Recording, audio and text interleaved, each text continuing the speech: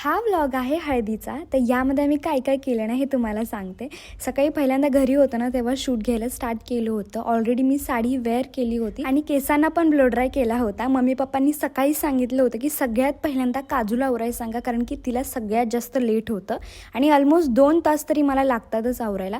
मग लगेच मी माझं साहित्य भरलं आणि मग आम्ही हॉलकडे निघालो, कारण की पप्पांना लवकर पण जायचं होतं. मी म्हटलं चला आपण तिथं जाऊनच मेकअप करूया. मी जेव्हा हॉलमध्ये पोहोचले ना तेव्हा कोणी म्हणजे एकही व्यक्ती नव्हती. सगळ्यात पहिली एंट्री मीच केली होते. मग लगेच रूममध्ये गेले आणि म्हटलं तिथंच आवरावं.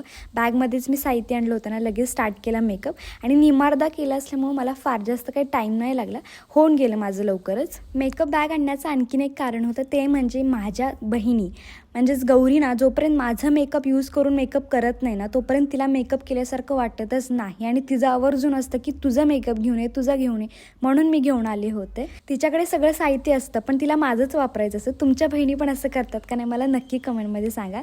सगळ्यात शेवटी मी नेल्स लावायला घेतले. प्रेसॉन्सचे जे स्टिकवाले नेल्स असतात ना ते मी यूज करत होते आणि हे एकदम मॅट ग्रीन कलरमध्ये आहे. ऑलरेडी मी यांचं नेम मेन्शन केलेलं आहे आणि इथं मी पूर्णपणे रेडी झालेले. कशी दिसते मी मला नक्की सांगा. त्यानंतर आम्ही गेलो नवऱ्यासाठी कपडे घ्यायला. त्यालाही येल्लो कलरचे घालायचे होते म्हणून. पुन्हा त्यानेही सगळं आवरून झालं. त्यानंतर कळसाचं वगैरे झाल्यानंतर ना हळदीचं टायमिंग आलं.